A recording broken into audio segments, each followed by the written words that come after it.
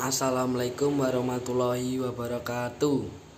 Kami dari kelompok 4 akan mempresentasikan perdagangan luar negeri, proteksi dan globalisasi yang beranggotakan oleh Melani Elma Ega N dan saya sendiri Muhammad Syafiul Umam dan Nova Agustinawe dan Puri Ardiawanti. Perdagangan luar negeri. Perdagangan luar negeri adalah perdagangan yang terjadi di luar negeri. Kegiatan perdagangan luar negeri ini tergantung pada keadaan pasar hasil produksi maupun faktor pasar produksi. Masing-masing pasar yang saling berhubungan dengan lain yang dapat mempengaruhi pendapatan ataupun kesempatan kerja. Selain itu, pemerintah akan sesuatu barang ditemukan oleh pendapatan, kita dapat menduga bahwa ada hubungan antara pendapatan suatu negara dengan pembelian barang luar negeri. Keuntungan mutlak dan keuntungan berbanding. Dalam menerangkan mengenai keuntungan yang diperoleh dari spesialisasi dan perdagangan luar negeri, perlu dibedakan antara pengertian keuntungan mutlak dan berbanding. Itu ada dua, yaitu satu, keuntungan mutlak, keuntungan yang diperoleh oleh suatu negara dan mengkhususkan kegiatan kepada memproduksi barang-barang dengan efisien yang lebih tinggi dari negara-negara lain. 2. Keuntungan berbanding. Perdagangan luar negeri juga dapat dilakukan walaupun salah satu negara tersebut lebih efisien dari negara lain di dalam memproduksi kedua barang. Dalam keadaan seperti ini, kedua belah pihak masih tetap akan mendapatkan keuntungan dari perdagangan tersebut. Contoh keuntungan mutlak dan berbanding. 1. Contoh dari keuntungan mutlak. Berikut contoh perdagangan yang berlaku antara Indonesia dan Thailand. Dalam tabel tersebut menggambarkan 1. Tingkat produksi sebelum dan sesudah spesialisasi. 2. Bentuk dari spesialisasi. 3. Keuntungan dari perdagangan luar negeri. Dan keempat, tingkat konsumsi sebelum dan sesudah perdagangan di Indonesia dan di Thailand. 2. Keuntungan berbanding. Berikut contoh perdagangan berbanding yang menggunakan produksi dan perdagangan mobil dan televisi di Amerika Serikat dan Jepang. Tabel ini tidak banyak berbeda dari tabel sebelumnya. Kalau dilihat angka-angka produksi sebelum perdagangan atau keadaan 1, bahwa dapat disimpulkan bahwa Amerika Serikat adalah lebih efisien dari Jepang dalam memproduksi mobil dan televisi. Walaupun demikian, kedua negara tersebut masih dapat melakukan perdagangan yang saling menguntungkan karena perbedaan dalam harga relatif. Dan dilanjut oleh Mbak Melani. Yang kedua yaitu keuntungan berbanding. Berikut contoh perdagangan berbanding yang menggunakan produksi dan perdagangan mobil serta televisi di Amerika Serikat dan Jepang. Tabel ini tidak banyak berbeda dari tabel sebelumnya.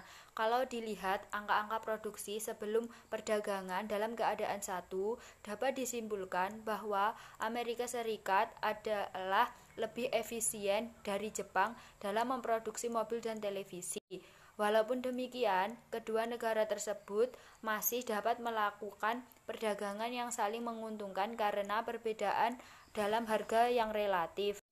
Yang selanjutnya yaitu kebijakan proteksi. Yang pertama yaitu pengertian kebijakan proteksi. Kebijakan proteksi adalah kebijakan pemerintah untuk melindungi industri dalam negeri yang sedang tumbuh atau infant industry dan melindungi perusahaan baru dari perusahaan-perusahaan besar yang dari pesaing yang tidak adil, juga melindungi dari persaingan barang-barang impor.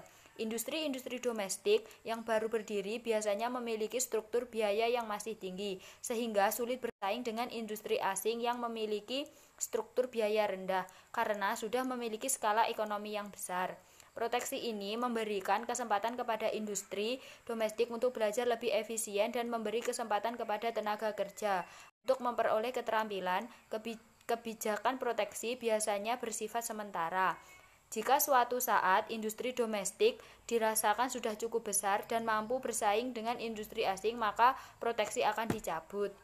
Yang kedua yaitu proteksi dalam perdagangan internasional yang terdiri atas kebijakan. Pertama, tarif.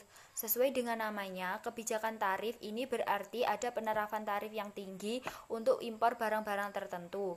Kebijakan tarif ini diharapkan bisa membantu barang produksi dalam negeri meningkatkan daya saing di pasar. Yang kedua yaitu kuota. Kuota adalah bentuk hambatan perdagangan yang menentukan jumlah maksimum suatu jenis barang yang dapat diimpor dalam suatu periode tertentu atau kebijakan pemerintah untuk membatasi jumlah barang yang diperdagangkan. Yang ketiga yaitu larangan impor. Kebijakan larangan impor dilakukan jika suatu negara diharuskan untuk menghemat kebijakan devisanya. Selain itu, barang-barang yang dianggap berbahaya juga akan dikenakan kebijakan larangan impor. Yang keempat yaitu subsidi. Dengan adanya subsidi, produsen dalam negeri bisa menjual barangnya lebih murah sehingga bisa bersaing dengan barang impor. Yang kelima yaitu dumping. Dumping adalah kebijakan yang dilakukan oleh suatu negara dengan cara menjual barang ke luar negeri lebih murah daripada dijual di dalam negeri atau bahkan di bawah biaya produksi. Kebijakan dumping dapat meningkatkan volume perdagangan dan menguntungkan negara pengimpor, terutama menguntungkan konsumen mereka.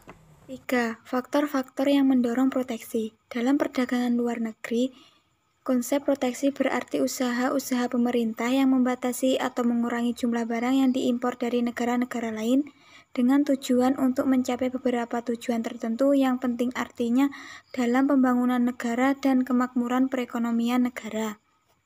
Adapun beberapa tujuan penting dari proteksi yaitu 1. Mengatasi masalah deflasi dan pengangguran. 2. Mendorong perkembangan industri baru. 3. Mendiversifikasikan perekonomian. 4. Menghindari kemerosotan industri-industri tertentu. 5. Memperbaiki neraca pembayaran. 6. Menghindari neraca pembayaran. 7. Menghindari dumping. 8. Menambah pendapatan pemerintah. 4. Tujuan kebijakan proteksi adalah 1. Memaksimalkan produksi dalam negeri. 2. Memperluas lapangan pekerjaan. 3. Memelihara tradisional. 4. Menghindari resiko yang mungkin timbul jika hanya menggantungkan diri pada satu komoditi andalan. 5. Menjaga stabilitas nasional dan tidak menggantungkan diri pada negara lain. 5. Konsep dan praktik proteksi. Proteksi meliputi tarif dan non-tarif. Melalui tarif bea masuk digolongkan atas dua jenis, yakni tarif nominal dan tarif efektif. Tarif nominal dinyatakan beberapa persen dari nilai impor atau FOB, sedangkan tarif efektif dihitung dengan mengetahui lebih dulu nilai tambah suatu komoditi yang dapat diciptakan di dalam negeri dan nilai tambah komoditi itu di pasar internasional. Kemudian dihitung persentase perbedaannya. Proteksi non-tarif dapat berupa pelanggaran impor, membatasi impor, rintangan-rintangan administrasi, dan lisensi impor. 6. Mengukur besarnya proteksi. Tarif atas barang impor meningkatkan harga barang yang dihasilkan oleh produsen dalam negeri. Dampak ini kerap merupakan tujuan utama dari tarif untuk melindungi produsen dalam negeri terhadap persaingan impor yang harganya lebih murah. Dalam menganalisis kebijakan perdagangan yang dijumpai dalam kenyataan, agaknya penting untuk mengetahui besarnya pelindungan proteksi dari tarif atau kebijakan perdagangan lain yang benar-benar diberikan kepada suatu industri. Besarnya perlindungan ini biasanya dinyatakan dalam persentase dari harga yang berlaku jika perdagangan berlangsung dengan bebas. Pembatasan impor gula misalnya dapat meningkatkan harga yang diperoleh produsen gula Amerika sebesar 45%. Faktor-faktor yang mewujudkan globalisasi. 1. Perkembangan politik dunia.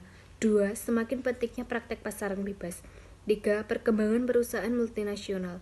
4. Berkembangnya investasi keuangan ke berbagai negara. 5. Kemajuan teknologi dalam bidang teknologi informasi dan pengangkutan. Dampak globalisasi terhadap perdagangan internasional atau luar negeri.